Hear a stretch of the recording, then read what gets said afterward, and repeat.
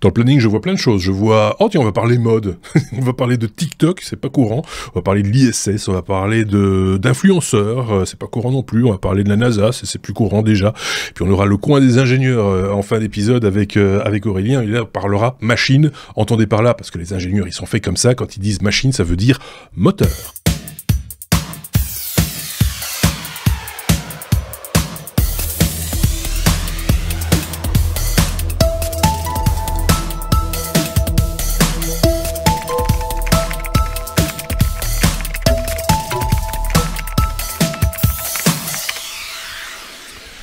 On entre dans une période perturbante pour nos auditeurs français parce qu'on va parler 70, épisode 470.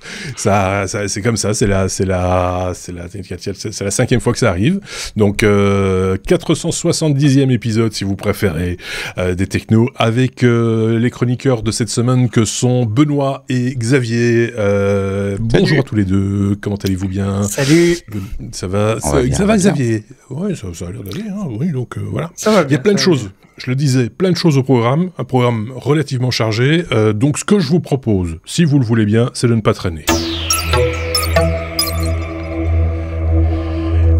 Et vous le savez, 2 fois par épisode, je vous propose un bloc-notes. Ce sont les news de la semaine, telles que moi je les ai vues, en tout cas que je vous partage si vous le voulez bien. L'envoi de messages par satellite devient une réalité grâce à une innovation européenne impliquant le Deutsche Telekom, Qualcomm et la start-up américaine Skilo. Cette technologie compatible avec la norme 5G permet une connexion transparente entre les réseaux terrestres et le réseau satellite, offrant ainsi une couverture pan-européenne. L'utilisation du spectre Mobile Satellite Service, contourne les problèmes de coordination des fréquences transfrontalières. Cette avancée ouvre de nouvelles perspectives de connectivité dans les zones isolées avec des implications importantes pour les secteurs dépendants des communications continues comme les services de secours, l'exploration, les activités maritimes ou encore les missions humanitaires. Sony prépare son retour sur le marché des consoles portables 10 ans après l'arrêt de la PS Vita.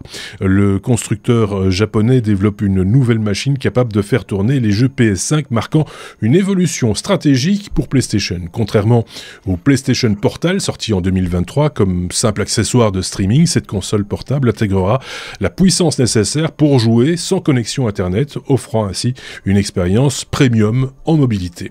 Ce projet survient dans un contexte où Nintendo domine le marché des consoles hybrides depuis 2017 avec la Switch, dont un successeur est d'ailleurs attendu pour 2025. Plutôt que de miser sur la polyvalence, Sony donc opte pour une stratégie axée sur la puissance brute et son catalogue de jeux AAA pour se démarquer. Pour les néophytes, les AAA, ce sont des jeux dotés de budgets de développement et de promotion particulièrement élevés. Bien que la sortie de cette console ne soit pas prévue avant plusieurs années et que le projet puisse encore être abandonné, il témoigne de la volonté de Sony de rivaliser dans ce secteur avec les concurrents. Je pense que Microsoft est sur le coup aussi. Je pense, Xavier, que tu avais aussi une info à ajouter par rapport à ça. Effectivement, mais donc comme tu l'as dit, c'est Nintendo qui domine un peu le marché et qui a fait des ventes tellement exceptionnelles que les autres grands acteurs veulent se lancer dans la course. Et effectivement, comme tu l'as dit, il y a également Microsoft en plus de Sony. Mais une petite news supplémentaire, c'est que on vient d'apprendre que Samsung, qui avait déposé un brevet en 2022, a finalement enregistré officiellement ici en novembre un brevet qui a été repéré par le site 91 Mobiles. Et c'est en fait un brevet qui concerne une console portable dotée d'un écran pliant qui est très similaire à la technologie qui est utilisée dans le fameux smartphone Galaxy Z Flip. Donc qui s'ouvre, où c'est la partie verticale. En fait, c'est un smartphone qui se présente un petit peu sous forme verticale et qui se replie en deux. Donc c'est un peu la même technologie. Donc évidemment, c'est un système qui permettrait de garder un encombrement un petit peu plus réduit que ce qu'on connaît. C'est vrai que c'est difficile de mettre une Switch dans sa poche, il faut déjà des grandes poches. Ouais. Et bon, il y a quand même encore les joysticks, etc. Donc, à voir. C'est vraiment que pour le mettre dans sa poche, mais donc c'est un secteur qui bouge effectivement pour le moment. Un peu dans tous les sens, mais bon, Samsung n'a pas de catalogue de jeux à eux, donc ils devront se fournir ailleurs chez les éditeurs de jeux vidéo. Neuralink, la société d'Elon Musk a obtenu l'autorisation de lancer un nouvel essai de faisabilité impliquant son implant cérébral selon une annonce publiée sur la plateforme X. Cet essai s'inscrit dans le cadre de l'étude Prime de Neuralink qui évalue la sécurité et l'efficacité de son interface cerveau-ordinateur ainsi que également sur le côté, un robot chirurgical. L'objectif est d'aider les patients atteints de tétraplégie à contrôler des dispositifs externes par la pensée. Récemment, la société a obtenu l'approbation de Santé Canada pour recruter 6 patients paralysés dans le cadre d'une étude menée en partenariat avec des neurochirurgiens canadiens. Aux États-Unis, l'implant a déjà été testé, on avait déjà parlé ici, de 2 patients, permettant à l'un d'entre eux de jouer à des jeux vidéo, naviguer sur Internet et contrôler un curseur sur son ordinateur portable. Les détails sur cet essai de faisabilité restent limités, car Neuralink et la FDA, la Food and Drug Administration, n'ont pas encore fourni d'informations supplémentaires. Et pour en revenir aux 2 patients déjà implantés, pour l'un d'eux, quelques mois après l'implantation, certains fils de l'implant se sont rétractés dans son cerveau, réduisant l'efficacité donc de cet implant. Et pour l'autre, dont on ne sait pas grand-chose, sur les 1024 électrodes de l'implant, environ 400 fonctionnent correctement, mais on n'a pas plus d'infos actuellement. Je ne sais pas si l'un d'entre vous voulait encore rajouter quelque chose par rapport à cette news-là, ou on peut pas. Moi, j'avais juste vu quelques capacités que ces personnes avaient récupérées. Alors, on parle de tout ce qui est bien, mais il y a évidemment tout ce qui est mauvais aussi, parce qu'on parle pas de toutes les personnes qui en sont décédées ou autres, mais il y a réellement des capacités que les personnes ont obtenues grâce à ces implants. C'est assez impressionnant. Donc, même si tout n'est pas rose, ça montre quand même vers quoi l'avenir se tourne, et pour les personnes qui sont tétraplégiques ou autres, il y a quand même des grands espoirs qui peuvent tirer de là sur leur capacité à communiquer ou à s'occuper tout simplement à l'avenir, quoi. On est au début de quelque chose, et il faut voir ça avec humilité, effectivement, et voilà, et c'est toujours les pionniers de ça, ils essuient un peu les plâtres de cette recherche, mais c'est important peut-être et même sûrement pour un tas de gens qui n'aspirent qu'à une seule chose, c'est de retrouver un peu de mobilité, ou en tout cas d'autonomie dans leur vie de tous les jours.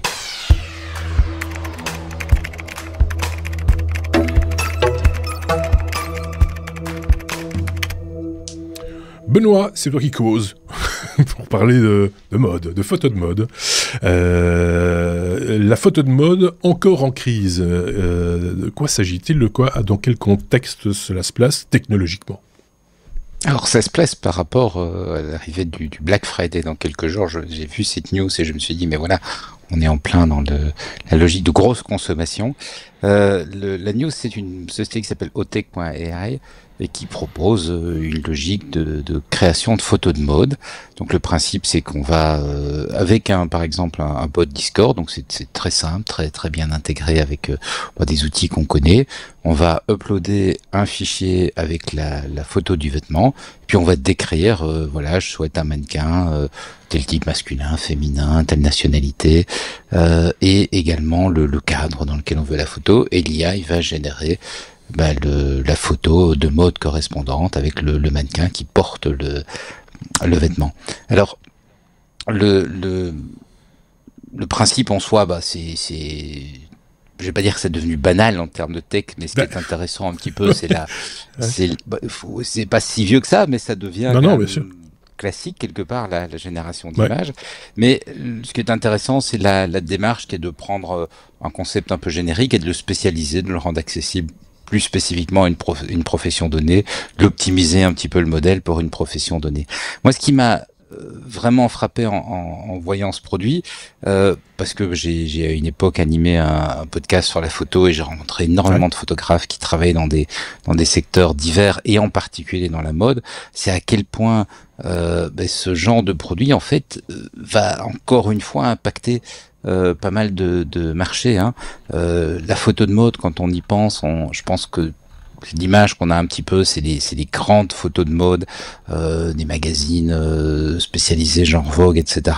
Des photos très travaillées avec directeur de la photographie, le photographe, ses assistants, un mannequin célèbre, toute une série de choses comme ça. Mais globalement, ça c'est minuscule sur le marché. L'essentiel du marché, c'est en fait des photos qui sont destinées plutôt à de la vente. Pardon ? Du catalogue. du catalogue, exactement, des photos de catalogue destinées plutôt à de la vente de produits qui de plus en plus sont parce que c'est ce qu'on voit sur les plateformes de vente, hein, c'est des produits qui sont fabriqués en volume en Asie, et puis importés par un petit importateur, et puis il a besoin de créer des images, et quelque part, en ayant ce genre d'outils, il va pouvoir se faire des images qui lui seront un petit peu propres, un petit peu spécialisées, des images qui vont être également spécialisé par rapport à des marchés donnés. On va pouvoir changer le mannequin en fonction du marché. Et ça a extrêmement faible coût. Et on voit vraiment les coûts baisser. J'ai évoqué tout à l'heure les grandes photos de mode traditionnelles. Aujourd'hui, on est sur une logique avec de véritables usines à photos où en fait on fait un shooting de 500, 600, 700 produits sur une journée. Donc le mannequin, il est là, il n'arrête pas de changer de vêtements, et le photographe fait 3 photos, il change de vêtements, les 3 mêmes poses, 3 photos, il change de vêtements, 3 mêmes poses, 3 photos. Donc on est vraiment sur une logique d'usine et de production énorme. Et là, on est encore en train d'aller un cran plus loin. On n'a même plus besoin du mannequin, il suffit de faire la photo du vêtement. Ça colle aussi à pas mal de choses qu'on voit, je sais pas si vous le savez, mais pour les photos de catalogue, il y a vraiment énormément maintenant de travail pour ne plus présenter des vraies photos. Ikea, par exemple, sur ses catalogues, c'est plus des photos depuis des années, hein, ce sont des images de synthèse. Ce qui permet d'être décliné dans des différents coloris, etc., très facilement. D'ailleurs, on le voit, c'est la même... On dit, c'est la même photo, ils sont forts, ils ont fait la même photo. Non, c'est la même image, mais avec des coloris différents et peut-être des décors différents aussi. Donc, gain de temps, gain d'argent, on ose imaginer. Gain de temps, gain d'argent, ça pose quand même un problème pour le consommateur, parce que ça veut dire que ce qu'on voit n'est pas le reflet nécessairement de ce qu'on va avoir. C'est-à-dire que le tombé du vêtement, par exemple, ne va pas nécessairement correspondre au véritable tombé du vêtement. Et donc, je te dirais que dans la mode, de tromperie. Oui, mais dans la mode, on le sait tous, hein, c'est les fameuses tailles mannequins, justement, qui ne correspondent pas aux standards de gens qu'on rencontre tous les jours dans la vie de tous les jours. Les images que nous, on a ici, d'ailleurs, c'est assez flagrant sur le site que tu nous présentes, en l'occurrence Hautech, HAUTECH.ai. C'est déjà des gens très formatés, des physiques très formatés, alors que dans la vie de tous les jours, il y a des grands, des petits, des gros, des minces, etc. Je pense qu'on fera un grand pas en avant, le jour où on intégrera ça dans le concept de photo de mode, et que les gens pourront réellement se projeter, parce que là, forcément, c'est séduisant. La photo est séduisante, la personne qui porte le vêtement est séduisante. Ça va dans le même sens. Pareil pour les meubles. Hein. Oui, on va toujours te présenter les produits sous leur forme la plus sexy, même si c'est un meuble. Non ? Mais les photographes de mode te diront que c'est une vraie demande du client, parce que le but de ces photos, il ne faut pas se leurrer, c'est pas de faire de l'art, c'est de vendre. Et oui, donc, bien sûr. C'est vraiment de rendre le produit aussi éintéressant et aussi attractif que possible. Moi, je note quand même que ça colle à notre logique. Excusez-moi. Ça va aller. Rien, c'est un spasme, ne vous inquiétez pas. Ça colle à notre logique d'avoir de l'image partout. Et donc, comme on veut de l'image partout, il faut de l'image vraiment pas chère. Et donc, j'ai peur qu'on ait de plus en plus ce genre de bots quelque part qui vont nous faire des images pour la mode, des images pour le mobilier, des images pour etc. Et quand on fera nos achats sur Internet, quelque part, on sera fortement trompé. Et puis malheureusement, ça veut dire, j'évoquais déjà ces usines photos où on est dans des conditions de travail qui sont peut-être pas optimum. Malheureusement, ça va encore augmenter la précarité pour une série de métiers. Donc, on va retomber un petit peu sur ce débat. Est-ce que l'IA va nous enlever des métiers ? Qu'est-ce qui va se passer ? Est-ce que ces mannequins vont devenir des ingénieurs qui seront capables d'entraîner des modèles ? C'est pas absolument certain. Non, peut-être pas, mais ils feront peut-être autre chose, ou d'autres genres de photos, ou d'autres, mais voilà, c'est aussi la roue tourne. Je sais pas si Xavier avait un truc à rajouter là-dessus, sur une opinion ou. Je trouve que la transition est très bonne avec le sujet qui va suivre. Donc, il y a une transition, peut-être qu'il y a une transition. On va la tenter. Tentons-la. Allons-y.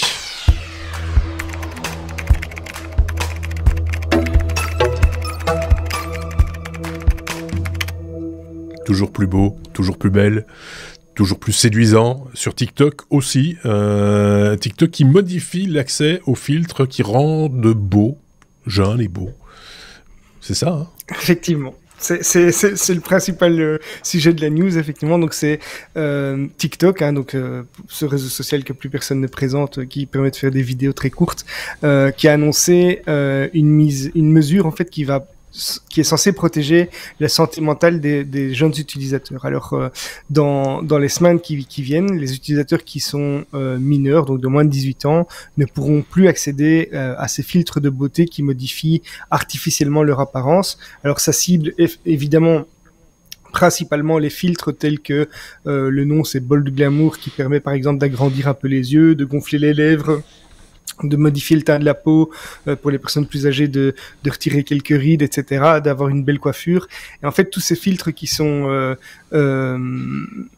destinés à améliorer un petit peu le physique ou l'apparence de ces personnes, mais on sait que ça a un impact énorme sur des jeunes qui ont leur estime de soi qui s'en voit vraiment fortement atteinte. Il y a plusieurs adolescents qui ont témoigné qu'après avoir utilisé ces filtres, ils se trouvaient laids et qu'ils ont un profond sentiment d'insatisfaction de leur image corporelle.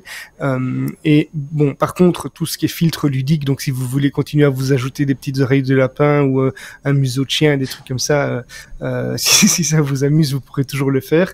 Mais je trouve, même si je suis pas sur ces plateformes, je trouve que c'est une bonne chose, parce que j'ai déjà entendu des histoires dramatiques, effectivement, avec des enfants qui étaient tellement mal à l'aise parce que sur les réseaux, ils sont encensés, on leur fait tout un tas de compliments parce qu'ils sont très jolis, etc. Et puis une fois qu'on retire le filtre, on reconnaît plus la personne, et cette personne, elle a exactement le même sentiment quand elle se regarde dans le miroir. Donc voilà, je pense que c'est une très bonne chose pour les enfants, pour les protéger, parce que même si c'est encore des ados, ils sont encore très influençables, et à cet âge-là, on est vraiment très touché par ce que les autres pensent de nous, voient de nous, et ce qu'on veut refléter. Donc voilà, une bonne chose. Certains jeunes, je serais tenté de dire, certains jeunes adultes aussi tombent dans ce, bien sûr. ce piège-là. Oui, mais même des vieux adultes aussi. Hein, mais donc c'est pour tous les âges. La chirurgie esthétique et tout ça, c'est à tout âge. Voilà. Mais disons que enfant, c'est vraiment, à mes yeux, c'est dévastateur. Oui. Et en plus de ça, les enfants ont tendance aussi sur les réseaux sociaux à se challenger les uns les autres pour appartenir à un groupe social dans l'établissement scolaire ou en dehors. Donc finalement c'est de bon augure de la part de TikTok d'agir de cette manière. Ceci étant dit, comment est-ce que cela va être appliqué et comment ça va être appliqué? Quand je vois le nombre de gens, normalement, c'est des réseaux sociaux qui ne sont normalement pas accessibles au moins ça dépend un peu des réseaux, mais de 13-14 ans, je pense. On connaît tous des enfants de 10-11 ans qui ont accès, les parents laissent l'accès aux réseaux sociaux, parce que sinon, ils sont dépassés. Où ils se sentent dépassés. En fait, TikTok a parallèlement à cette news annoncé justement qu'ils allaient renforcer les systèmes de contrôle d'âge, justement en utilisant du machine learning pour détecter les utilisateurs qui essaieraient de contourner les restrictions d'âge. Et il paraît que la plateforme supprime déjà 20 millions de comptes par trimestre dans le monde qui ne respectent pas cette limite d'âge. Alors, j'ai pas vu le détail de comment est-ce qu'ils faisaient. J'imagine qu'il y a bien entendu des contrôles sur la date de naissance, peut-être sur le lien avec l'adresse mail, mais il y a certainement aussi en fonction de ce qu'on regarde ou les réactions qu'on a, etc. Donc peut-être aussi, on sait s'envoyer des messages, je crois aussi via ces plateformes. Donc il y a peut-être moyen, je crois, je suis pas sur TikTok, mais je pense qu'on peut s'envoyer des messages et tout aussi. Donc voilà, une news qui a attiré mon attention. Voilà. Benoît, un truc à rajouter sur ce genre de choses, toi qui as une fille, disons-le. Oui, tout à fait. Mais par rapport à ce que tu disais, Marc, ça crée aussi, même si c'est pas parfait, même si on est d'accord, on connaît tous des jeunes qui ne respectent pas les limites ou qui les contournent, ça crée aussi une forme de norme sociale en disant voilà, c'est pas quelque chose qui est bon. C'est normal que ce soit retiré. Donc, je pense que, indépendamment du fait que peut-être qu'un petit pourcentage ou un gros pourcentage va passer un peu entre les mailles du filet, ça envoie aussi un message en disant, en final, et ce message, on peut espérer que d'autres sociétés vont le relayer aussi, parce que c'est vrai qu'il peut y avoir de vraies difficultés de perception de soi. Oui, je dis, il y a des applications, sans parler de réseaux sociaux, qui ne font que ça, faire ce genre de choses. Donc, qui sont vraiment photos entre guillemets, qui sont dans la oui, c'est ça, et que les jeunes et moins jeunes utilisent à l'envie, ne serait-ce que pour mettre une photo sur leur CV, et puis au moment du rendez-vous, c'est un peu le choc. Il y a des personnes qu'on ne reconnaît pas, tout à fait. Oui, complètement. Ouais, c'est très étonnant. Oui. Le photographe, parce qu'aujourd'hui la photo d'identité elle est moche parce qu'elle est très structurée pour être vraiment le reflet exact. Elle est parfaite pour être belle. Possible de la personne mais le photographe traditionnellement il travaillait déjà à essayer d'embellir un petit peu, de mettre en avant tes éléments la lumière, les meilleurs. Mais ce qui était intéressant, c'est que ça ne se faisait que dans des cadres vraiment spécifiques. Or maintenant, tu as des gens qui ne se voient, effectivement, comme Xavier disait, qui ne se voient plus que comme ça, quelque part. Ouais. J'avais lu, juste pour l'anecdote, j'avais lu une news, c'est une jeune fille qui se maquillait en utilisant le filtre pour essayer d'avoir le résultat le plus proche de ce qu'elle voulait faire. Donc c'est vraiment, on tourne, ça devient complètement dingue. À surveiller, évidemment, si vous avez des enfants, des plus jeunes, parce que bon, voilà, il y a peut-être moyen de s'en passer. On a la tronche qu'on a, et on essaye de la supporter le mieux possible.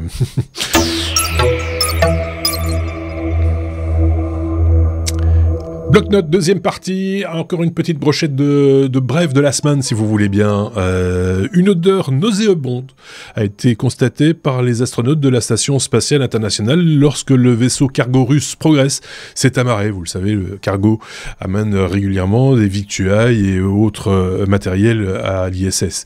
Les cosmonautes ont dû donc fermer le module Poisk. J'imagine que c'est comme ça qu'on dit. C'est le module russe, de la partie russe plutôt, de la Station Spatiale Internationale pour activer les systèmes de filtration et de détection de contamination. Je vais y arriver.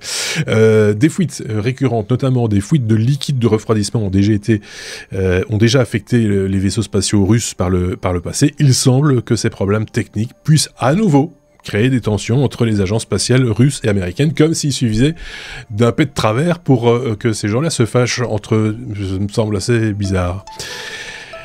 Peut-être que c'est un problème d'hygiène aussi, tout simplement. Et on a une solution. Le lave-personne est une machine robotisée qui permet de se laver et de se sécher en 15 minutes chrono. Cette machine pourrait surtout être pratique pour les personnes âgées ou en situation de handicap qui ont du mal à se laver seules. La machine promet d'être plus écologique qu'une douche en consommant moins d'eau. L'idée n'est pas nouvelle et s'inspire d'un prototype présenté lors de l'exposition universelle d'Osaka en 1970. Le lave-personne sera donc présenté 55 ans plus tard à l'exposition universelle d'Osaka Kansai, l'an prochain donc, avant sa commercialisation. Autant vous le dire, c'est une invention japonaise. Fallait-il le préciser. Benoît, tu voulais rajouter un truc là-dessus, je pense. En fait, c'est quand tu as présenté la news dans notre préparation, je me suis dit, mais c'est pas possible, 15 minutes, mais c'est hyper long pour prendre une douche. Enfin, c'est une cata, quoi. Long. Alors ce matin, je me suis chronométré. C'est vrai, c'est long. C'est plus long qu'une douche normale, mais c'est pas non plus excessif, quoi. C'est pas. Non. Je veux dire, habituellement, on utilise une machine pour gagner du temps. Là, je pense que c'est pas le cas. C'est peut-être comme tu dis, effectivement, pour des hôpitaux qui vont avoir plus simple à nettoyer certains patients, faire des choses pareilles. Ouais. Oui, mais pour son usage propre, peut-être qu'il faudra un petit peu la machine telle que j'ai pu la voir ressemble à une espèce de capsule spatiale ou de capsule. C'était ces bains de relaxation, les capsules de relaxation, un truc un peu fermé. J'imagine que c'est assez confortable et peut-être même agréable de profiter de ce service. 15 minutes, effectivement, c'est long. À l'armée, on t'apprend à prendre ta douche en 3 minutes. 1 minute pour te mouiller, 1 minute pour te savonner, 1 minute pour te rincer, et puis après, séchage. Et donc, voilà, ça c'est... Mais bon, tu fais pas tout bien à l'armée non plus, hein. Faut être honnête. Mais je sais pas, moi je trouve ça assez rigolo. J'imagine que ça va coûter bonbon, hein. Il faut être honnête aussi. Mais ça va avec tous les accessoires que les Japonais peuvent nous promettre, comme les toilettes lave-mains, etc., ou avec caméra intégrée, et tout ce qui s'ensuit. Donc voilà, si vous voulez accessoiriser votre salle de bain... Pourquoi en même pas. temps, il fut un temps où avoir une salle de bain chez soi, c'était inimaginable. Alors, oui, c'est ça. que dans 50 ans, ce genre d'appareil sera banal. Plus d'eau, on n'utilisera plus d'eau, on passera les UV, simplement, tu seras décontaminé. Mais j'ai peut-être mal lu, mais je crois qu'il y a une volonté de bien-être aussi, hein, de séances de bien-être dans le... Oui, c'est le côté zen. C'est pas juste un nettoyage, hein. Je crois qu'il y a... Il y a un côté zen. On profite de ces 15 minutes le... pour essayer de se relaxer, etc. Voilà. 15 minutes. Enfin, voilà. Allez lire la news, on met les... C'est vrai que c'est plus long qu'une douche normale, mais c'est peut-être plus relaxant qu'une douche normale. On va dire ça comme ça. Interpol a mené une opération record en 2024 entre juillet et novembre avec la collaboration de 40 pays. L'objectif est de combattre la fraude en ligne et a donné lieu à plus de 5500 arrestations et 400 millions de dollars saisis dans le monde. Les différentes fraudes qui étaient ciblées étaient par exemple l'hameçonnage vocal. Les malfaiteurs se font passer pour des représentants des forces de l'ordre, par exemple, pour soutirer de l'argent. L'arnaque au sentiment, on connaît ça, des escroqueries visant à manipuler les émotions des victimes pour leur soutirer là aussi de l'argent. Dans le même genre, ou même un petit peu plus loin, la sextorsion, le chantage sexuel en ligne, les jeux d'argent illégaux, donc des activités non réglementées qui génèrent du blanchiment d'argent. Et puis une nouvelle forme d'escroquerie liée aux crypto-monnaies a été mise à jour, où les victimes étaient trompées en créant des profils d'investissement sur de fausses plateformes permettant aux escrocs d'accéder à leur portefeuille. L'opération a permis de résoudre 8000 affaires de cybercriminalité, presque le double de l'année précédente. Et toi-même, si je ne dis pas de bêtises, Xavier, tu as vécu une mésaventure, ou tu as failli vivre une mésaventure, on va dire, de l'ordre, justement, on parlait de crypto-monnaie.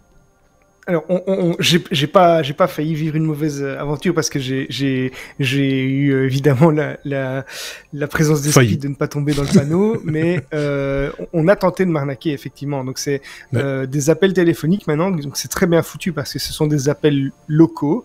Donc avec un numéro local et il y a un message enregistré qui se fait passer pour un message enregistré par une plateforme. Ici, c'est, pour ne pas la citer, c'est Coinbase, donc une grande plateforme de crypto-monnaie qui dit voilà, vous avez reçu un transfert de autant, ou bien vous avez tenté de faire un transfert d'autant, etc. Et donc on essaye en fait par ce message qui est vraiment réaliste de vous attirer dans un piège en essayant de soutirer un code par exemple qui permet de se connecter ou autre. Donc ça c'est pour les crypto-monnaies, mais il faut savoir aussi que sur Facebook par exemple, il y a de plus en plus de messages qui sont envoyés par des personnes qui ont été elles-mêmes hackées, et donc les hackers profitent de l'accès à ce compte pour essayer d'escroquer les personnes qui connaissent cette personne en disant ben voilà, est-ce que tu peux voter pour moi, je vais t'envoyer un code, et en fait ce code c'est un code d'accès à leur compte à eux. Donc de nouveau, méfiance, quand vous avez un doute sur un message, appelez la personne en direct pour vérifier si c'est bien elle, ou bien renseignez-vous auprès de la plateforme directement avant de tomber dans le panneau et de donner des informations comme ça. C'est des pratiques qui étaient courantes dans le mail, mais ça se perfectionne de plus en plus et c'est de plus en plus dur de ne pas tomber dans le panneau, effectivement. Benoît. J'ai eu une mésaventure amusante ce matin. J'ai un colis qui est en livraison par DHL et j'ai reçu un mail qui ressemble complètement à du phishing disant vous avez à payer des droits d'importation, sachant que le colis vient de l'Union européenne, donc il n'y a pas de droit d'importation, il n'y a rien. C'était une erreur chez DHL. Mais j'ai d'abord cru évidemment que c'était une tentative de phishing. Je me dis mince, alors c'est quand même incroyable. Et puis je regarde un petit peu plus en détail, je me dis mais non, ça renvoie bien vers une URL DHL et tout ça, donc c'est un petit peu, tu vois, tous les checks qu'on fait habituellement, le numéro de téléphone a l'air correct.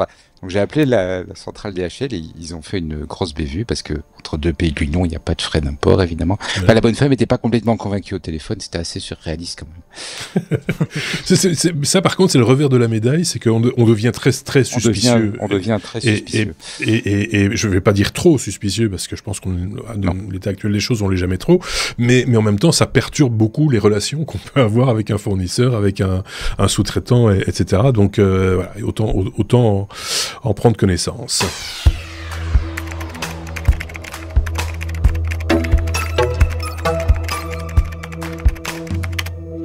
Benoît, il est trop gentil. Je le dis en passant parce que c'est évidemment les chroniqueurs qui écrivent les titres et les sous-titres de chacun de leurs sujets. Les influenceurs, ils racontent parfois n'importe quoi. Moi, je pense que le parfois... Je l'aurais mis entre parenthèses, moi. Non, parce que franchement, mais bon, je ne sais pas quel fond du sujet, mais c'est c'est peut-être ça le sujet justement, c'est que tiens, de temps en temps, ils ne disent pas n'importe quoi. Mais pas aussi souvent que ce qu'on aimerait. Oui, en fait, c'est une enquête de l'UNESCO. Donc l'UNESCO, c'est l'Organisation des Nations Unies pour l'éducation à la science et la culture. Ouais. Donc c'est un organisme officiel qui, au niveau mondial, évalue l'évolution justement dans ces différents secteurs. Et les Nations Unies en ce moment s'intéressent pas mal aux réseaux sociaux, aux influenceurs, etc. parce que on constate des dérives. Le secrétaire général des Nations Unies, António Guterres, disait récemment dans un discours que les pires pulsions de l'humanité ont en fait obtenu un mégaphone avec les réseaux sociaux et avec certains abus, certaines manipulations venant d'influenceurs. C'est pas des choses nouvelles, mais les moyens de le faire sont un petit peu différents. Et bref, ceci pour dire, l'UNESCO a fait une enquête auprès de 500 influenceurs dans 45 pays différents. Pas tous de gros influenceurs, hein. Dedans il y a des micro-influenceurs, donc des gens qui vont avoir 1000 followers ou un petit peu au-dessus de 1000 followers, en essayant de comprendre, mais en final, quelles sont les sources d'information et surtout, quelle est la fiabilité de l'information. Et c'est ça qui est extrêmement inquiétant. 2/3 des influenceurs, donc c'est pour ça que j'ai mis parfois, parce qu'il y a quand même un tiers qui ne le fait pas, mais 2/3 des influenceurs sont parfaitement à l'aise de partager des faits sans les avoir vérifiés de façon sérieuse. Donc on voit passer un fait et on le partage immédiatement sans avoir fait aucune vérification. Alors c'est interpellant parce que en parallèle de ça, on sait que 35% des Français et 40% des Belges, c'est une autre enquête réalisée par Reuters pour 2024, 35% des Français et 40% des Belges s'informent par les réseaux sociaux. Donc s'informent par l'information qui est relayée par des influenceurs. Et quand on sait qu'à peu près 2/3 de cette information n'est pas vérifiée de façon fiable, de façon sérieuse, c'est quand même assez inquiétant.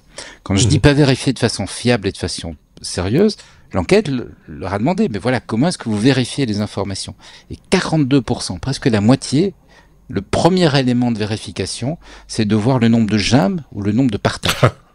Donc une information à la con, mais qui reçoit beaucoup de j'aime, peut-être parce que justement elle est à con. Parce qu'elle est à con. Oui, c'est ça, souvent. Et quelque chose que les 2/3 des influenceurs relaient sans se poser de questions.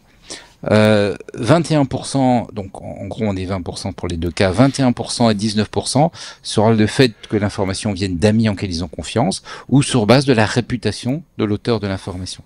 Et seulement 17% vont relier une information quand elle est attachée à des documents ou des preuves. Alors je pense qu'on fait un petit peu chez les technos, on est un petit peu plutôt dans le tiers qui est un petit peu anormal parce que pas qu'on a toujours l'occasion de vérifier à l'infini nos sources, mais je pense que généralement on va quand même rechercher un petit peu avant de parler d'un sujet. On voit une news, on recherche s'il y a 2-3 autres articles qui la traitent et qui ne sont pas juste des répétitions du premier. Et puis on sait qu'il y a on est nombreux à faire. Il y a aussi des sources que l'on, avec l'expérience, que l'on considère comme moins fiables que d'autres, et donc on est plus regardant aussi quand ça vient de certains sites internet dits d'information. Alors, on dit, ça c'est une chouette news, mais c'est ce site-là, donc on va quand même aller vérifier, et essayer de croiser l'information avec d'autres sites plus sérieux ou d'autres origines. Voilà, c'est 20% sur la réputation de l'auteur. Oui. On ne citera pas les sites en question. On n'est pas sur une vérification qui est considérée comme étant parfaitement sérieuse. Voilà. Alors, ce qui est aussi intéressant, c'est de voir quelles sont les motivations pour partager de l'information. 26% partagent pour le plaisir de partager de l'information. Mais 24% partagent pour générer un revenu. Et donc, ça veut dire vont être manipulables. Même des micro-influenceurs vont dire tiens, mais comme je vais recevoir un cadeau, je vais recevoir un truc, je vais repartager les news. Beaucoup moins regardant dès qu'il y a des sous. Juste pour distraire les autres. Pardon. Beaucoup moins regardant dès qu'il s'agit d'avoir des sous pour diffuser l'information. On l'a vu effectivement, il y a eu des scandales comme ça avec des influenceurs connus qui ont partagé, je pense que c'était des solutions pour d'amaigrissement ou ça touchait en tout cas au médical de manière générale ou des produits cosmétiques, sans se poser la question de savoir si ces produits avaient été testés université ou en laboratoire, dans les normes, etc., et qui trouvaient ça tout à fait... Ou on parlait des crypto-monnaies il y a quelques minutes, des produits liés aux crypto-monnaies, sans même comprendre le principe de ce qu'est une crypto-monnaie, vendaient des solutions clés en main et juste pour prendre des sous. Et comme ce sont des influenceurs, parce qu'ils ont un capital sympathie auprès d'une certaine communauté, bien cette communauté, ils agissent exactement de la même manière que les influenceurs finalement. Ils ont confiance, mais c'est leur seule personne de confiance, c'est l'influenceur. Donc j'imagine que c'était la suite de ton sujet, effet boule de neige. L'influenceur. Non, c'était pas la suite du sujet, c'était de terminer sur ce que l'UNESCO fait quand même comme action, en réponse à ça. Ils organisent une formation spécifique. Donc ils ont monté une formation qui ne se veut pas une formation journalisme professionnel ou quoi que ce soit, mais qui se veut une formation accessible pour dire mais voilà comment on peut vérifier raisonnablement des faits pour s'assurer qu'on ne diffuse pas du tout et du n'importe quoi. Parce que 73% des influenceurs interrogés disaient quand même qu'ils avaient le désir d'apprendre à faire un peu mieux. Donc il y a une certaine prise de conscience que tout n'est peut-être pas parfait. Et donc l'UNESCO organise et va réorganiser à intervalles réguliers, si elle fonctionne en tout cas, une formation autour de ce sujet-là. Pour le moment, ce n'est qu'en anglais, mais voilà, c'est un premier pas, et je trouve que c'est un premier pas intéressant.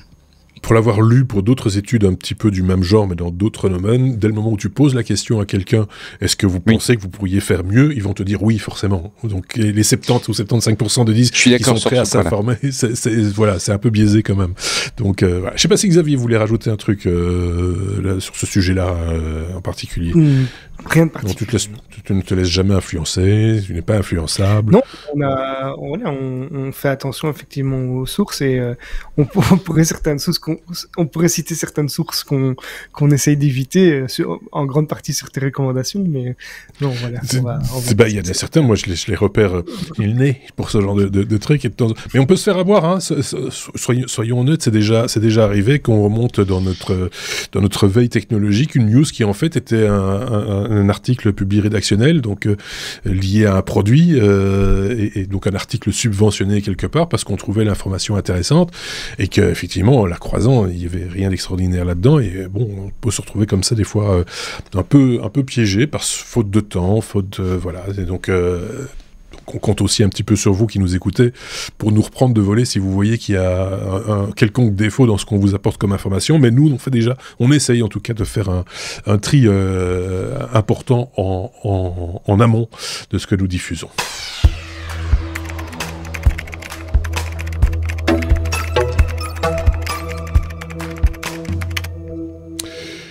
Quand Microsoft s'associe à la NASA pour démocratiser l'accès à ces données, j'ai failli confondre cette information avec une autre information qu'on avait diffusée il y a 2 ou 3 semaines peut-être, où la NASA s'ouvrait aussi au logiciel libre et partageait des bibliothèques et proposait également des concours pour faire rentrer des développeurs ou des scientifiques dans un système. C'était assez intéressant. C'est un peu... on est sur la même ligne, quelque lignée, part. Ouais. Ouais, c'est ça. Voilà. Ouais. Donc ici, c'est la NASA et Microsoft qui ont dévoilé Earth Copilot. Donc Copilot, vous connaissez, c'est cette fameux outil qui essaye de concurrencer ChatGPT par Microsoft. Ici, c'est Earth Copilot, donc ça montre bien qu'il y a un partenariat entre la NASA et Microsoft. Et c'est un outil qui est basé évidemment sur l'intelligence artificielle, mais qui vise à rendre les données scientifiques de la NASA plus accessibles au grand public. Alors c'est un chatbot qui est alimenté par Azure OpenAI Service de Microsoft. Ça permet aux utilisateurs de poser des questions en langage naturel et d'obtenir des réponses qui sont claires dans un format un peu comme dans ChatGPT. On peut demander que ce soit un format vraiment plus scientifique ou bien plus commun par rapport à ce qu'on connaît. On peut dire voilà, je suis enseignant, je veux présenter ça comme ça, ou bien je suis plutôt un étudiant de 3e année, explique-moi ça dans des termes que je peux comprendre. Donc il peut par exemple fournir des informations sur l'impact environnemental d'un événement tel qu'un ouragan dans une certaine région, ou bien analyser les effets de la pandémie Covid sur la qualité de l'air aux États-Unis, enfin des choses comme ça. Donc ça permet vraiment d'exploiter toutes ces données, et c'est pas rien parce qu'en fait ces cet outil va simplifier l'accès à plus de 100 pétaoctets de données collectées par les satellites de la NASA. Donc, si on devait parcourir ça et en tirer des conclusions et ou essayer de comprendre les données et d'en tirer des analyses, etc., ce serait beaucoup plus compliqué sans cet outil.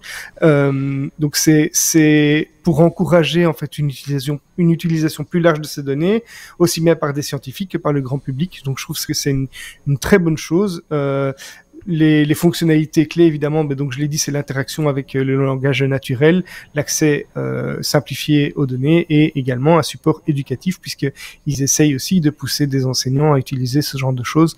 Donc voilà, un chouette outil d'après moi pour ceux qui aiment un peu tout ce qui est espace, mais aussi même analyse de notre environnement, puisque les satellites analysent pas mal de choses qui se passent sur Terre en plus de ce qui se passe hors de chez nous. Ça n'a rien à voir, mais je voudrais quand même un jour comprendre pourquoi quand la NASA fait des vidéos diffusées sur YouTube, j'ai vu ça plusieurs fois, ils font des vidéos 4/3. C'est peut-être pour les gens qui ont des anciens téléviseurs, je sais pas, c'est une aparté, mais je trouve ça, c'est pas la première fois que je le remarque. Voilà, parce que c'est la vue qu'ils ont à travers le hublot dans l'ISS. Ça doit être ça. En plus de ça, en se bouchant le nez, t'imagines, ça doit pas être ça. Non, mais c'est passionnant. Ouais, effectivement, vu la somme d'informations à leur disposition, c'est des outils. Enfin, je pense que ce sont des outils qui sont quand même indispensables. On en parle souvent de l'introduction de l'intelligence artificielle, surtout dans les entreprises, quand il s'agit de gérer des datas. D'analyser des datas, parce que là, plutôt que de commencer à fabriquer des dashboards en long, en large, en travers, on peut l'interroger dans un langage commun, on va presque dire, avec tout ce que ça peut comporter comme biais aussi, parce qu'il faut bien rédiger son prompt, hein, c'est pas n'importe quoi non plus. Donc, l'avis de Benoît sur cette question, sur ce partage de compétences Le principe est très bon, hein, comme vous l'avez dit. Je m'inquiète toujours un petit peu sur ce genre de choses, voir si le modèle va pas halluciner à un certain moment, parce qu'il y a quelque part le saut de fiabilité de la NASA derrière. Ouais. Donc, et ce saut de fiabilité se met sur des produits qui sont quand même pas encore extrêmement fiables. Hein. Je lisais encore cette semaine une étude de chercheurs en sécurité qui avaient trouvé des moyens pour amener enfin pas spécifiquement ChatGPT, les LLM à relâcher de l'information qui ne sont pas censés relâcher. Donc par exemple, on peut les amener à expliquer comment fabriquer un cocktail Molotov ou autre, en construisant une petite histoire un petit peu particulière, et puis hop, le LLM se lâche alors qu'il est censé ne pas faire ça. Ça. Donc, on n'est quand même pas encore sur des systèmes qui sont complètement fiables. Donc, c'est intéressant de voir la NASA, évidemment, partager ces données. Ça, c'est vraiment très, très bien. J'ai peur parfois quand je vois aussi comment certains jeunes posent une question à ChatGPT puis se posent plus aucune question. Ma fille, sur certains travaux de groupe, il voit un étudiant qui ramène son travail, qui contient quelques erreurs mais factuelles mais évidentes, et l'étudiant s'est pas posé la question, hein. Il a interrogé le modèle lui a dit un truc, et ses condisciples lui disent mais enfin c'est pas possible ce que tu nous dis là. J'ai demandé à ChatGPT. Moi je pense que ces outils sont fantastiques, et je le répète, on l'a déjà dit ici à plusieurs reprises. Personnellement, moi je les utilise pour des trucs sur lesquels j'ai pas de valeur ajoutée à donner. Voilà, des choses rébarbatives qui m'embêtent, et voilà, et que même parce que je respecte trop mon prochain, je ne confierai à personne. Voilà. Mais je relis et je m'inquiète de savoir s'il n'a pas dit de bêtises, parce que voilà, ça reste quand même. On sait que ces technologies. Alors, il paraît qu'on peut éviter laisser halluciner ces modèles, mais ça coûterait encore beaucoup plus cher en temps de calcul et en processeur, etc. Et pour la petite différence que ça constitue, ça demande des ressources qui se décuplent progressivement. Donc là, il y a encore un ratio à trouver entre rentabilité et concordance des faits de l'information. Voilà, c'est des choses qui évoluent. Mais je répète que je veux pas être complètement négatif, hein. Au contraire, comme toi, je trouve que c'est vraiment des très bons outils. Ce que je voulais dire, c'est que chez les plus jeunes, ça n'aide pas non plus à comprendre, à comprendre le sens de l'effort. C'est ça qu'on perd un peu dans la bagarre, c'est que c'est un peu rester devant sa feuille blanche pendant un bout de temps, ça met du plomb dans la tête. C'est peut-être pas totalement inutile non plus pour la suite, parce qu'à un moment donné, si chaque fois, tu as l'habitude que tu pousses sur un bouton ou que tu dis un truc, ça fonctionne et tu n'as plus rien d'autre à faire. Si tu te comportes comme une machine, tu seras remplacé par une machine à un moment donné. Dites les petits amis, on va rentrer, en tout cas moi, je vais aller dans le coin des ingénieurs, si ça vous dérange pas, parce qu'on va parler machine donc moteur. Je tiens à le préciser chaque fois, parce qu'on va retrouver... oui, c'est ça, mais je le précise.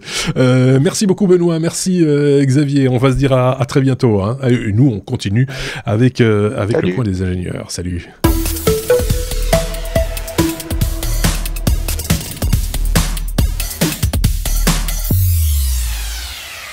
Retenez bien, hein, machine égale moteur. On va parler de motorisation électrique avec Aurélien et Alors Anthony. avec Anthony, on voulait reparler de motorisation et de motorisation de véhicules électriques. Donc tout est parti, on se rappelle, j'en ai déjà parlé dans les technos, de la jamais contente. Première voiture à avoir passé le cap des 100 km/h. Cette voiture, elle est au musée de la voiture ancienne à Compiègne, s'il y en a qui sont intéressés pour aller la voir. À l'époque, il n'y avait pas 50 000 types de motorisation pour un véhicule électrique. On était sur une machine à courant continu. Est-ce que tu peux rapidement nous en dire un peu plus sur cette machine? Et puis on parlera après de l'évolution des machines et des machines qu'on trouve aujourd'hui dans les véhicules qui nous entourent. Oui, alors Aurélien, il faut voir une chose entre les machines qui sont branchées à un réseau électrique et les machines qui sont branchées sur une batterie. La grosse différence, c'est que le réseau électrique qu'on a en Europe, il est majoritairement monophasé ou triphasé, donc alternatif. Et les batteries qu'on a à bord des véhicules, c'est du courant continu que ça génère. Et du coup, par rapport à ça, sur les véhicules, les premières machines qu'on a vues, c'est plutôt des machines à courant continu qui sont adaptées à une batterie à courant continu. Aujourd'hui, c'est très différent avec les électroniques qu'on a, mais donc à l'époque, on faisait avec ce qu'on avait en termes d'électronique, c'est-à-dire pas grand-chose, voire rien. Et donc, on a beaucoup travaillé sur cette machine qu'on appelle à courant continu. Alors, une machine électrique, déjà, peut-être revenir sur ce que c'est. Oui. On va définir quelques termes. C'est quelque chose, on rentre de l'électricité dedans et on ressort un mouvement qui peut être soit linéaire, ce qui est assez rare, et le plus souvent qui fait un mouvement de rotation, un mouvement rotatif. Donc une machine électrique, pour passer de l'électrique à la mécanique, elle passe par un intermédiaire électromagnétique, c'est-à-dire que tout fil parcouru par un courant génère un champ magnétique. Et en fait, dans une machine électrique, on a l'interaction entre deux champs magnétiques. Un champ magnétique au stator. Donc le stator, c'est la même origine que le mot statique. Donc c'est la partie fixe de la machine. Et on a un autre champ magnétique généré dans la partie qu'on appelle le rotor. Donc la partie en rotation. Donc en fait, dans les machines à courant continu, donc c'est plus souvent la partie stator, elle est à l'extérieur, donc va créer un champ magnétique qui est constant. La plupart du temps, on peut le modifier, mais très lentement. Il y a même des machines comme ça qui utilisent carrément des aimants. Donc soit on utilise un électroaimant, à ce moment-là on peut changer le champ, soit on utilise un aimant qu'on appelle aussi aimant permanent. Et ça, on va le retrouver typiquement aussi dans les démarreurs de voitures. Je crois un sujet que tu connais assez bien, Aurélien. Et en fait, au rotor, on va générer un champ magnétique, et le champ magnétique, dans les moteurs à courant continu, c'est lui qui va varier. Donc je crois aussi que c'est un sujet que tu connais assez bien. Donc là-dessus, on a, pour apporter l'énergie dans les bobinages du rotor et générer ce champ magnétique au rotor, on va avoir un système qu'on appelle back ballet, brushes en anglais, ou charbon encore. Alors, en quoi ça consiste? En fait, on va avoir des pistes de cuivre sur l'arbre mécanique qui tourne. Le fameux collecteur.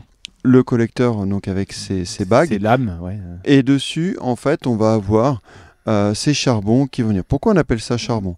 En fait, qu'est-ce qu'on cherche à faire? On cherche à transmettre une énergie d'un endroit fixe, donc ces charbons, ces éléments-là, vers quelque chose qui tourne. Donc en fait, on va frotter, hein, c'est pas comme on a aujourd'hui les téléphones où on transmet de l'énergie sans contact, donc on va venir frotter.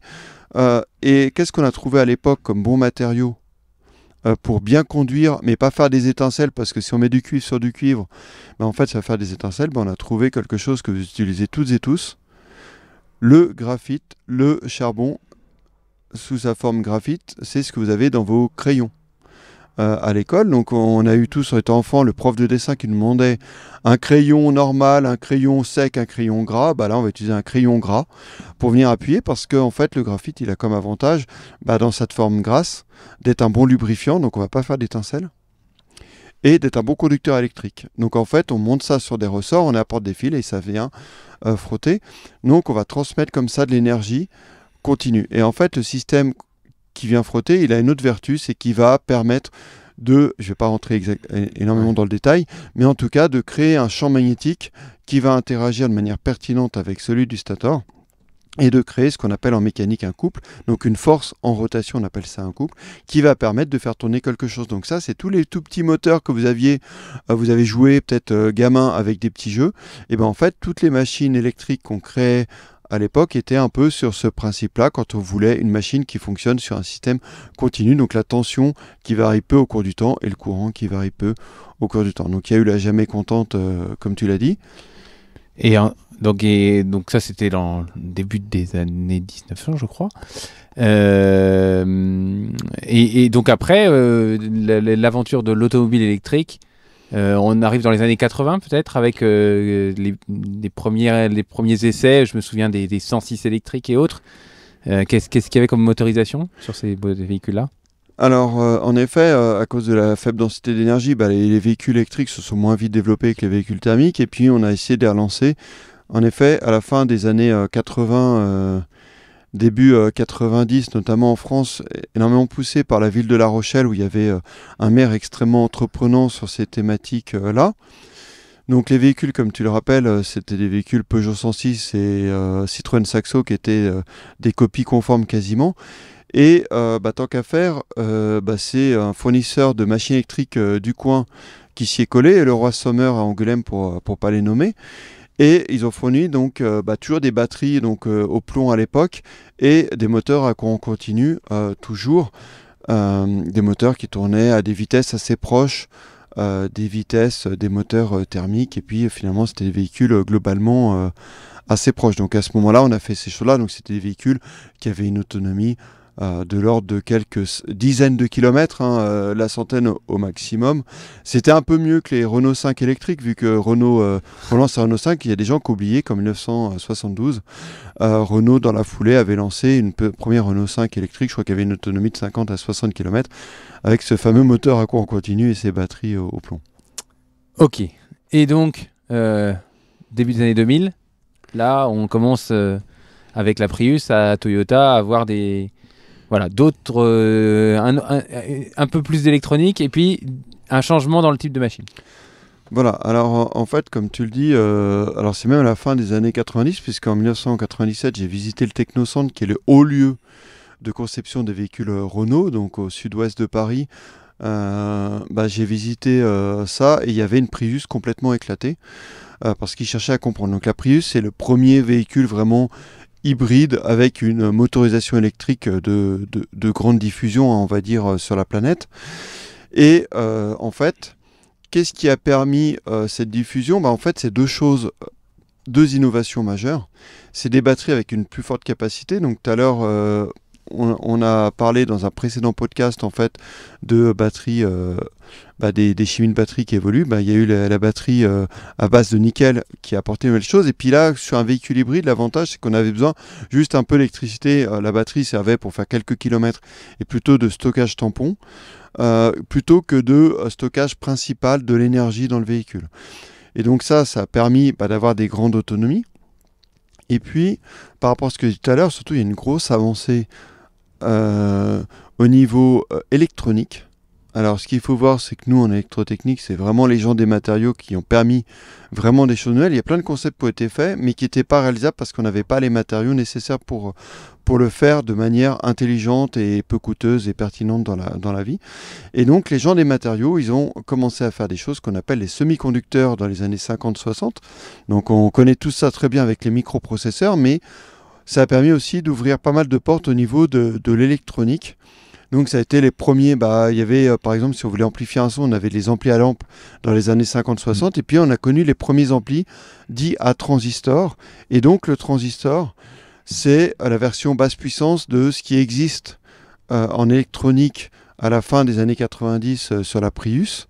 Et c'est là où ils sont extrêmement forts, les Japonais. Bon, il y a des fabricants de composants de ce type-là au Japon. Et donc, ils ont réussi à transformer du continu, une tension continue, en une tension alternative. Et du coup, ça a ouvert la porte vers l'usage de nouveaux moteurs qui étaient très efficients, utilisés par exemple à bord du TGV, de beaucoup de trains et tout ça. Mais en fait, on ne savait pas recréer ça à tarif compétitif pour l'automobile. Et donc une machine asynchrone, puisque c'est une machine asynchrone qui... Alors à l'époque, sur la Prius, c'était des machines à aimant, déjà qu'ils utilisaient. Donc là, ils ont été très très forts, puisque sur une Prius, il y a deux machines. Une qui fait plutôt moteur, l'autre plutôt génératrice, même s'il y en a une qui peut faire les deux. Donc là-dessus, c'était une énorme avancée, à tel point que, en fait, les Français, quand ils ont vu ça, ils ont dit, mais nous, on ne saura jamais faire rentable. Et Toyota, on sait qu'ils ont perdu pas mal d'argent sur cette Prius. Mais en fait, l'idée, c'était pour eux, c'était dire, ok, on va pas être rentable, mais on va apprendre tellement qu'après, on saura être compétitif, on va améliorer les process, mais en tout cas, il faut qu'on apprenne et qu'on diffuse ces véhicules à large échelle pour comprendre mieux les choses et être plus compétitif à l'avenir. Et donc, eux, ils ont continué à développer ça sur leurs véhicules hybrides. Et puis, on connaît tous ce qui s'est passé, c'est qu'il y a Tesla qui a un peu bousculé et qui a dit, avec une grosse batterie, grâce à la révolution des batteries lithium, je vais réussir à faire des véhicules. Et par rapport à ça, puisqu'on parle de machines, eux, les premières voitures qu'ils ont faites, le Roadster et les premières Model S, étaient avec une autre technologie de machine. C'est une technologie là qu'on appelle asynchrone. Donc la machine asynchrone, c'est une machine alternative dite triphasée. Donc il y a 3 bobinages qui sont reliés électriquement au stateur, donc la partie statique est souvent à nouveau à l'extérieur. Et ces bobinages-là, ils ont besoin d'être alimentés par une tension, comme on a sur les réseaux de tension dans nos pays européens, donc qu'on appelle triphasée. Donc c'est des tensions sinusoïdales qui sont décalées dans le temps. Il y a 3 tensions décalées dans le temps. Et qui sont donc recréées par des composants électroniques. Et qui sont recréées, donc à partir de la batterie, on continue, on recrée ça par l'électronique. J'apporte un petit compliment. C'est clair que c'était un très beau challenge, parce que la machine asynchrone, c'est quand même la machine la plus simple à produire et la plus simple de conception, notamment au niveau du rotor, puisque c'est juste une cage qui est en court-circuit, et qu'on retrouve énormément dans l'industrie. Vous avez tous vu dans des industries des ventilateurs, des aspirateurs, tout ça, qui sont sur des machines asynchrones, et que si on arrivait à se développer ce type de machine-là dans l'automobile, d'un point de vue coût, fiabilité, c'était bingo. Oui, alors en effet, la machine asynchrone, on la connaît tous dans l'industrie parce qu'elle a une propriété que n'ont pas les autres machines triphasées. C'est que si on la branche sur un réseau à 50 Hz, elle est capable de démarrer toute seule. Oui, sans autopilote. Justement, sans l'électronique dont on vient de parler. Du coup, c'est extrêmement simple. Après, ça fait des monstres appels de courant. Et on parle de démarrage étoile triangle par rapport à ça, mais c'est pas le sujet du jour. Donc là, l'idée, c'est que quand même au stator, comme tu disais Aurélien, on va avec ces courants, ces tensions triphasées, on va créer un champ magnétique qui va tourner à une certaine vitesse. Et en fait, ce champ magnétique créé au stator, en fait, il va faire face au rotor. Le rotor, comme tu l'as dit, donc il est constitué de bobinages en court-circuit qui ressemblent un peu à une cage d'écureuil. Donc en fait, il y a au stator, ce qu'on n'a pas dit tout à l'heure, c'est qu'il y a des matériaux ferromagnétiques pour amplifier le champ au rotor et au stator. Et en fait, au niveau du rotor, si on retire le matériau ferromagnétique, quelque part, les bobinages en cuivre, si on regarde, ça ressemble un peu à une cage d'écureuil. Et donc, en effet, c'est très simple. Il suffit de couler le cuivre dans les parties métalliques du rotor. Et donc, il y a un truc assez incroyable. C'est que si le rotor ne tourne pas, lui, il va avoir un champ magnétique qui tourne depuis le stator avec ses courants et ses tensions triphasées. Et dans ces bobinages, il va apparaître une tension. Et comme il y a une tension dans un bobinage, ça crée un courant. Et ce courant, il va créer un nouveau champ magnétique qui va interagir avec celui du stator. Et s'il y a une interaction magnétique entre les deux, c'est comme votre boussole. Vous savez bien qu'elle est attirée par le pôle nord, pôle sud en fonction du champ terrestre. Et en fait, là, vous allez avoir une force qui va se créer. Et donc, comme tu disais, cette machine, elle a de gros avantages. C'est qu'elle est extrêmement peu coûteuse à produire, très simple. Et là, en fait, contrairement au moteur à courant continu, il n'y a pas besoin de transmettre de l'énergie au rotor. En fait, l'énergie, pour faire une analogie avec un truc que vous connaissez tous maintenant, elle est transmise sans contact, à la même façon que vos téléphones qui rechargent par induction. C'est une machine, on l'appelle asynchrone, mais on l'appelle aussi machine à induction. Donc en fait, l'énergie qui arrive au rotor, elle arrive exactement sur le même principe physique que vos téléphones se rechargent aujourd'hui. Donc c'est une machine hyper smart et du coup simple parce qu'il n'y a pas de pièces qui viennent frotter pour apporter l'énergie au rotor. Alors, on continue. Machine asynchrone, on en a parlé. Maintenant, si je regarde, là j'en vois beaucoup autour de nous des véhicules électriques.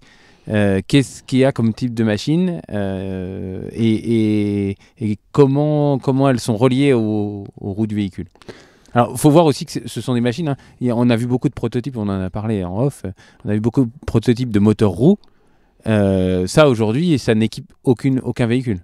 Ouais, ça équipe des véhicules qui vont sur la Lune, des véhicules des rovers, des choses comme ça. Mais en grande série, non. Il y a Michelin qui a essayé de se lancer il y a 20 ans dedans, ça n'a pas réussi à décoller. Aujourd'hui, il y a d'autres sociétés, j'ai vu encore récemment, qui essayent. Peut-être que ça va prendre, mais en fait, ce qu'il faut voir, c'est que l'industrie automobile elle est hyper challengée par les coûts. Et avoir un moteur par roue, ça veut dire une machine électrique par roue, et du coup, c'est forcément plus onéreux qu'un élément central.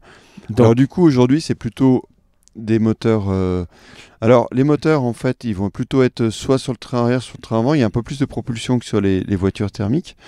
Et ces moteurs-là, en fait, même Tesla a quitté la machine asynchrone pour des machines qu'on appelle synchrones. Alors, ces machines synchrones, il y en a de deux types principalement.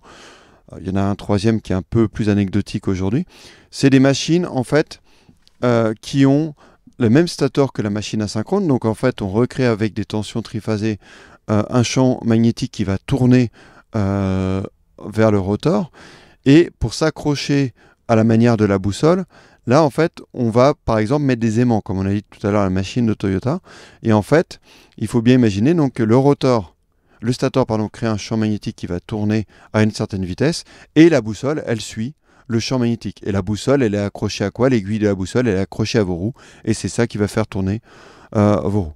Et puis, la machine, ça c'est ce qui va être utilisé aujourd'hui sur les Tesla, ils ont quitté tout ce qui est asynchrone là-dessus, les BM, les Mercedes, tout ce qui est groupe Volkswagen, enfin bon, la plupart, les Peugeot, les Stellantis, la plupart des moteurs vont être comme ça aujourd'hui. Et puis, il y a nos amis de chez Renault, eux c'est un peu différent, depuis la Zoé, en fait, ils ont ces machines synchrones, mais avec un électroaimant au rotor. Donc, la grosse différence, c'est que pour créer le champ magnétique, on n'a pas des aimants, mais on a des bobinages. Tout à l'heure, j'ai dit, quand on a des fils parcourus par des courants, ça crée un champ magnétique. Et bien là, en fait, on fait un peu ce qu'il y avait sur la machine synchrone, mais en plus simple. On va venir créer un champ par un électroaimant. Et le gros avantage qu'on a, c'est qu'on va être capable de moduler du coup le champ magnétique créé par le rotor. Et avec cette modulation possible qu'on ne peut pas faire avec un aimant, une fois qu'il est magnétisé, il a un certain champ, et ben ça va nous permettre d'avoir des possibilités de réglage plus fines en fonction de si on a une accélération, décélération à vitesse stabilisée. Et du coup, nos amis de chez Renault ont un peu plus de marge de manœuvre quand ils doivent piloter cette machine électrique. Dernier petit point technique, si on regarde aujourd'hui, sur ces deux dernières architectures, qu'est-ce qu'on a entre la machine électrique, l'arbre de sortie de la machine électrique et les roues? Prenons le cas de chez Stellantis. Alors, peu importe, c'est le cas chez tout le monde. En fait, aujourd'hui, il faut savoir que la taille de la machine électrique est proportionnelle au couple qu'elle doit livrer, donc la force. Et du coup, plus elle doit délivrer le couple, plus elle est onéreuse parce qu'on doit mettre de la matière qui coûte cher, du cuivre, des aimants, des choses comme ça. Donc en fait, ce que tous les fabricants font, c'est qu'ils essayent de monter le plus haut possible au niveau de la vitesse. Donc là-dedans, il y a par exemple Lucid Motors, les Américains, beaucoup de fabricants qui vont avoir des monstres réducteurs, des gros rapports de réduction pour faire une machine qui tourne plus vite, qui génère moins de couple, qui est plus compacte, et à la place mettre plutôt de la mécanique qui va coûter moins cher que des aimants, des électroaimants et ainsi de suite. Donc là, c'est des machines qui vont tourner à 15-20 000 tours, sachant qu'en F1, ça peut être des machines qui tournent à 30-40 000 tours pour être encore plus compactes et légères. En F1 électrique, tu veux? Ouais. Ok, écoutez, en tous les cas, ça a été un très bon tour d'horizon de tout ce qu'on peut trouver sous le capot d'une voiture électrique. Et je pense qu'il y a encore bien des évolutions sur ce plan-là, aussi bien sur la machine que sur l'électrique. Merci beaucoup, Anthony. Avec plaisir. Merci à tous les deux. Je vous renvoie à l'épisode 460 si vous voulez entendre Anthony nous parler des batteries. Justement, il fait référence aux différents types de batteries dans cette séquence. C'était un épisode qui a été publié le 19 septembre. Comme ça, vous avez toutes les informations. Anthony revient régulièrement dans nos épisodes pour parler énergie électrique, production d'énergie électrique, et ici voiture électrique. On aura certainement encore l'occasion de le retrouver. Merci d'avoir suivi cet épisode des Technos. N'hésitez pas à le partager avec vos amis, n'hésitez pas aussi à le commenter si vous le désirez, et à éventuellement y apporter quelques contributions comme des étoiles ou des pouces, ça dépend un peu des applications sur lesquelles vous nous écoutez. Passez une très très bonne semaine, à la semaine prochaine. Salut.